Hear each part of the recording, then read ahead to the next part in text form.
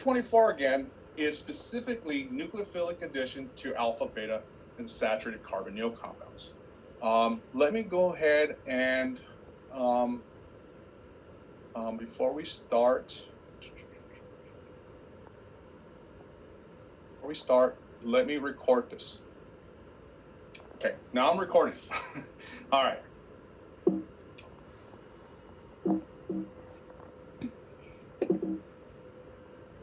Okay, so yesterday we spoke specifically about an alpha, beta, and saturated ketone. As I pointed out to you guys, this is kind of the result of the aldol reaction. Recall that the aldol reaction, specifically after dehydration, is a method to make alpha, beta, and saturated ketones or aldehydes. But we're going to really look at this in general. So any system that has an alpha beta double bond here that's connected to any type of family in the carbonyls. So this could be an amide, this could be an ester, aldehydes, ketones, the whole gamut of them. And then later on, you also see that, don't forget that in the carboxylic acid family, we also have a cyano group. So this in principle could be a double bond that's connected to a nitrile. And I believe I have an example of that later on. Okay, all of these systems fall under the category of alpha, beta, and saturated systems. Okay, and what I want to specifically just share with you is that a nucleophile can attack either at the carbonyl, and that's basically what you've been learning up to this point, is that a nucleophile attacks directly to the carbonyl to give you a alcohol. Okay, but on the other hand, the nucleophile in an alpha, beta, and saturated system can also attack the beta carbon. Okay, and when it attacks the beta carbon, initially, if I just push electrons, so if the nucleophile comes in and attacks here, I push this double bond and this guy, and if I have a proton source present, I make the enol, and don't forget that enols are in general not very stable, so the equilibrium for this tautomerism lies to the keto form. So the net result of that is you make a ketone or carbonyl system that has a nucleophile at the beta carbon. There is quite a bit of different terminology for this. What we say is when the nucleophile attacks the carbonyl carbon of an alpha, beta, and saturated system, this is called 1,2 addition or simple addition. On the other hand, when the nucleophile attacks the beta carbon to give you this beta nucleophile carbonyl system, this is called 1,4 addition or conjugate addition. Okay. I also specified yesterday that we'll also learn that conjugate addition and sometimes gets a different name. It's called Michael. So if I say a Michael reaction, I want you to simultaneously put in your brains 1,4 addition, conjugate addition. They're synonymous. Okay. So with that being said, why do we see this difference of 1,2 versus 1,4 addition? Well, if you consider resonance, right? So here I have a double bond conjugated carbonyl. And again, the way I look at this is a conjugate system. So I have an oxygen that's sp2 hybridized because it has a pi bond with this carbon.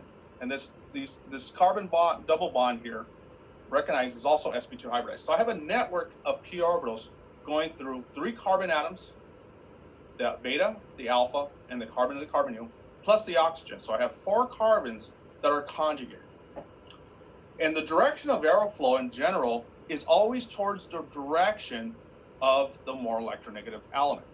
So if you permit me, we could push this electron pair up to give you this resonance structure, but the more important one is the one in which you push this electron over here and you get this one.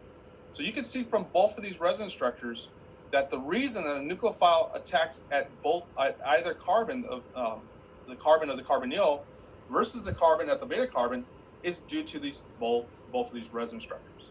Okay, so I have 2 electrophilic carbons just by virtue of resonance. I have the first one that you've already learned at the carbonyl carbon because of this polar covalent bond, but now I also, because of resins, I have an electrophilic carbon at the beta position. Okay, so you can see why I sometimes get the nucleophile attacking at the beta carbon, and sometimes I get the nucleophile attacking at the carbon of the carbonyl. Okay, so the real big question becomes, is it predictive? When do we know that we see 1,2 addition versus 1,4 addition? Okay. Yes, it's going to depend on the nucleophile, and again, so let's kind of look into that.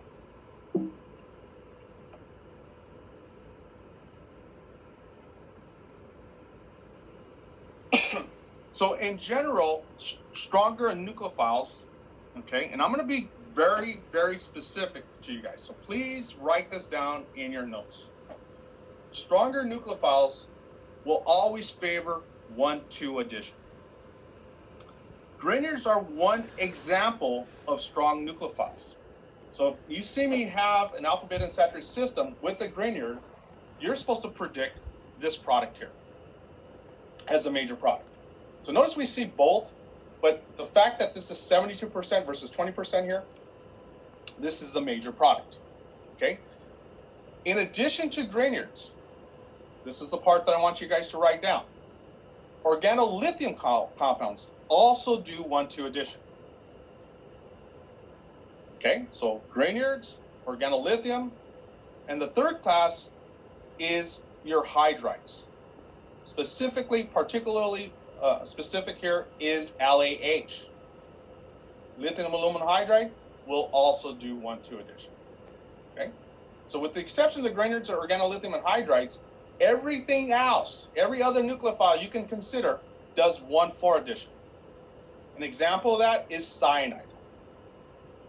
Cyanide basically wants to do 1,4 addition, in which this nucleophile attacks the beta carbon.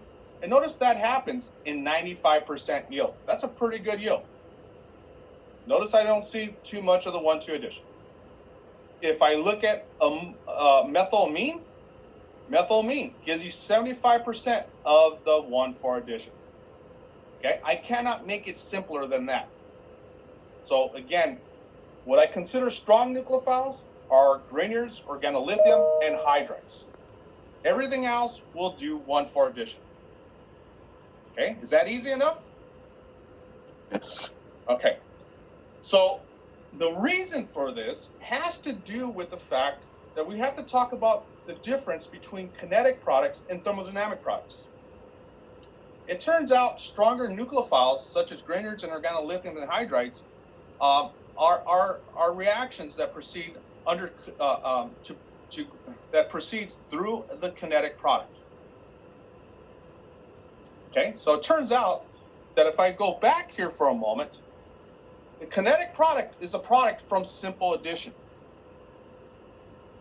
whereas the thermodynamic product is a product from 1,4 addition that occurs with weaker nucleophiles. Okay? So if you think about this in the context of what I talked about the other day, when I talked specifically about kinetic versus thermodynamic enolates, the same thing kind of applies. Recognize that kinetic enolates don't have an equilibrium. Usually that product goes directly to, the reaction goes directly to products, right? On the other hand, things that proceed by thermodynamic conditions have an equilibrium. Okay, so it's the same concept that we're going to apply that I just talked about, I believe on Monday, about the differences between kinetic enolates and thermodynamic enolates. Okay? So let's see if we can look at this a little bit in greater detail.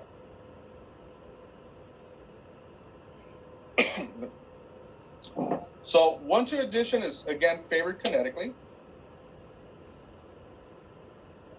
because it turns out that the carbonyl carbon is a better electrophile. Okay? So why is that? Well, if I go back to the resin structures here, okay, notice I have both of these, okay? And the way I look at it is this positive and this positive are not equal, right? Recall that resonance forms are not all equal, not necessarily. The reason that this is a better electrophile here, recognize that it's adjacent to oxygen, which is electronegative. So by default, this carbonyl is polar covalent, thus making this carbon exceptionally more electrophilic. It has a greater positive charge. On the other hand, recognize this resonance structure is not as important. Why is it not as important? Well, for a couple reasons. One, compared to the starting material here, I have carbon with a positive charge, right? And the carbon is basically looks very carbocation-like in the sense that it doesn't have an octet of electrons, okay? And so, if you permit me, let's try this. Let me see if I can use my document camera. So, do you guys see the camera now? Yep. Okay. So what I'm really talking about here is a system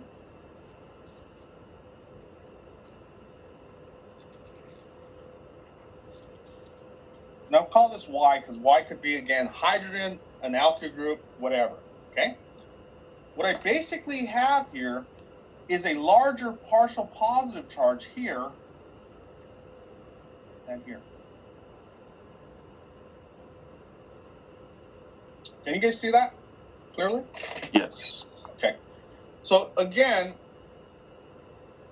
nucleophiles are always going to attack faster the atom that has the greatest positive charge. Right? So if I'm more positive, it's going to attack that. So this is fundamentally the idea of why the 1,2 addition product is the kinetic product, and that the carbonyl carbon, because it's polar covalent, is the better electrophile.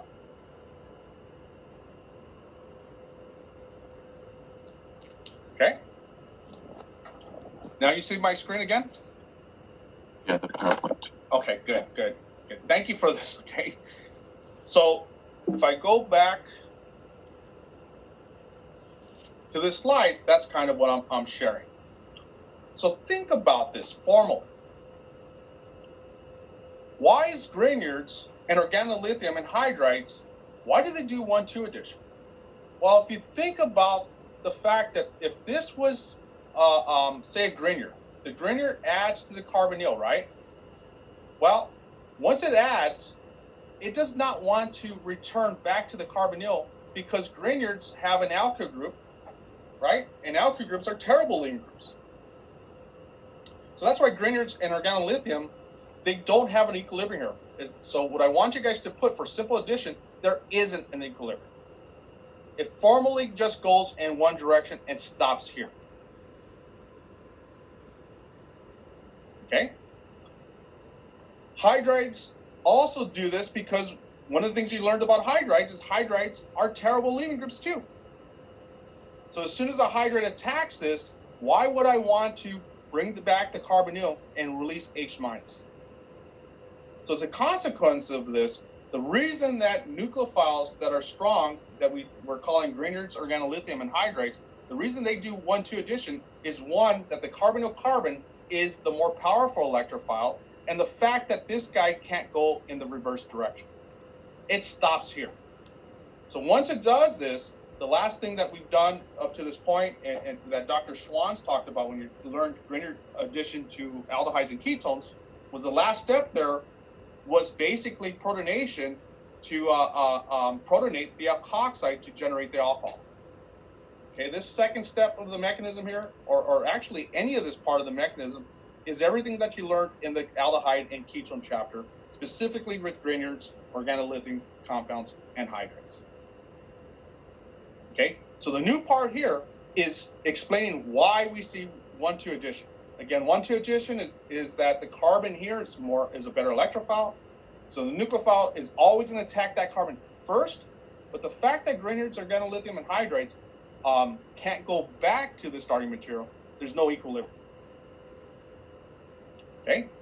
On the other hand, with every other nucleophile, the reason we see 1,4 addition is, again, what I want to specifically point out to you guys. So if this was cyanide or amine, we are going to have the nucleophile attack the carbonyl. But that reaction is reversible. Okay, so yes, this is always going to be the faster electrophile, but the fact that it has an equilibrium where it can come back to the starting material, every once in a while, that nucleophile will be able to attack the beta carbon. So if I'm a weak nucleophile, at some point I'm going to attack this beta carbon here, push this electron, and make basically the enolate, in which I basically reacted a nucleophile to the beta carbon and generated an enolate. Okay? After the reaction's done, what happens? Well, we protonate, we make the enol, and again, keto-enol tautomerism is always favored on the keto side. Okay? So formally, once this happens, the enol tautomerism, since it's favored over here in the keto form, this drives that equilibrium. Okay? So why is it that we see this product here, the 1,4 product, as the thermodynamic product? Well, so kinetic products rely on the rate of reaction, right? So the fact that 1,2 addition occurs faster here is because this is the better electrophile, as I explained to you. So that's basically on a kinetic timescale, faster. When I say thermodynamic, there must be something inherently about this molecule that makes it more stable than this molecule up here. Okay? And the difference really is that here we're retaining an alkene here, whereas over here we're retaining a carbonyl. It turns out the reason that the 1,4 product is thermodynamically more stable has to deal with bond strength. Okay, it turns out a carbonyl is a stronger bond. It has an energy of 178 kcals per mole versus a double bond that has an energy of 1.34. So the reason that 1,4 addition is thermodynamic is that the product retains this ketone, which is a stronger bond than the double bond.